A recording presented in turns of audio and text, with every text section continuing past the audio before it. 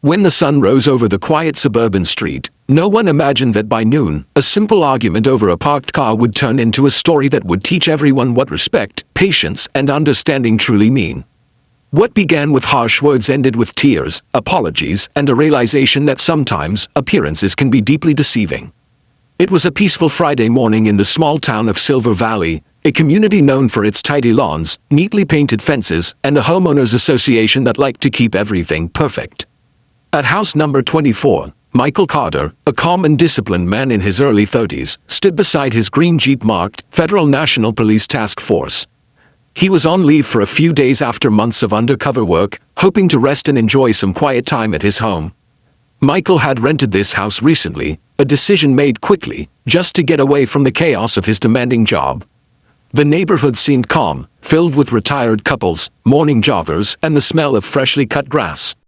He didn't expect trouble here, but trouble sometimes finds you when you least expect it.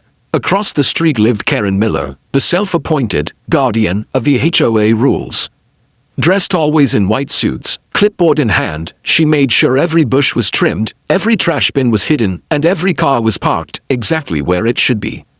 To Karen, rules were more than rules, they were her identity. That morning, when she saw a green Jeep parked halfway near the community garden, her eyes narrowed. The vehicle looked rugged, official, and somehow out of place among the sparkling sedans and family vans. "Whose car is that?" she murmured, frowning. "It's blocking the view of the sidewalk.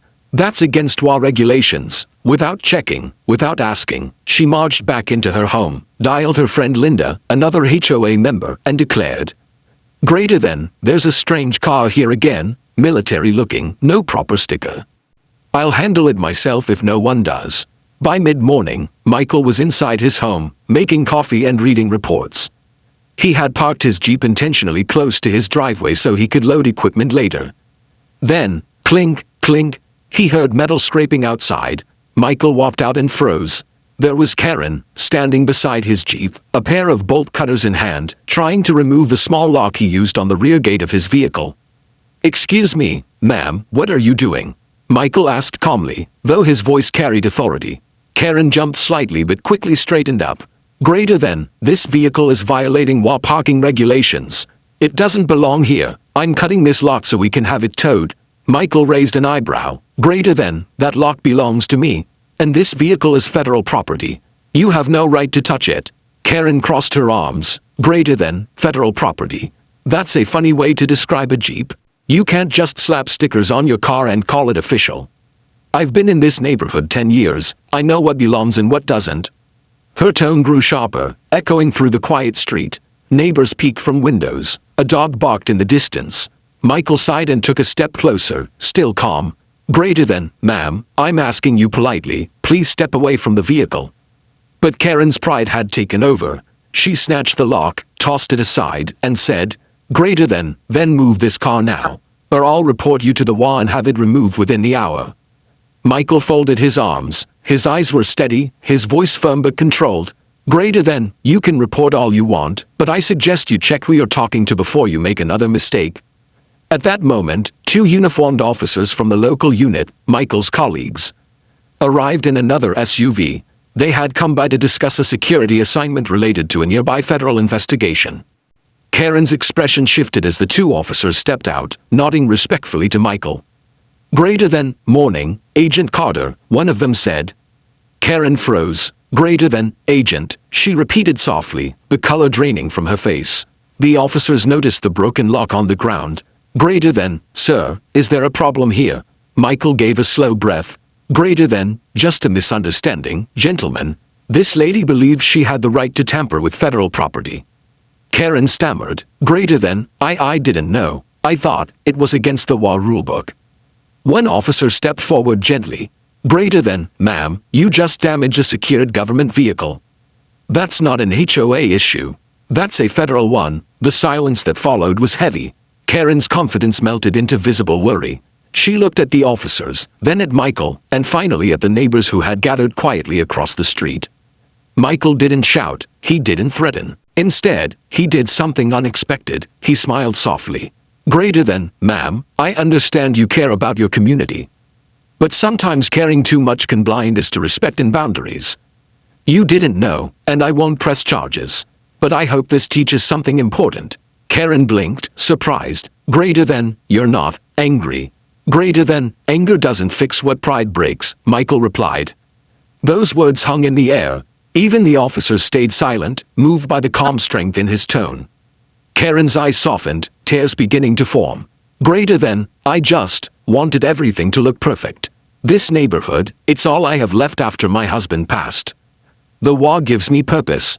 Michael nodded slowly. Greater than, then maybe your purpose isn't to control, but to protect. And protection begins with understanding. For the first time, Karen lowered her head.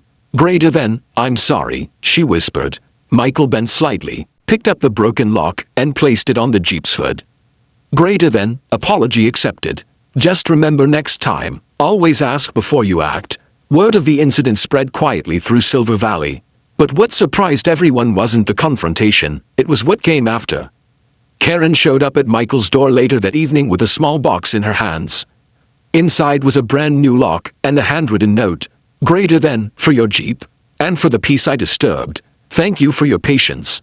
Michael smiled, took the lock, and replied, Greater than, no need for this, but I appreciate the gesture. Karen looked around, noticing for the first time the calmness in his home. Medals framed on the wall, a folded flag, photos of rescue missions. She finally understood, this man wasn't just a neighbor, he was someone who had risked his life for people he didn't even know. Greater than, you really are with the task force?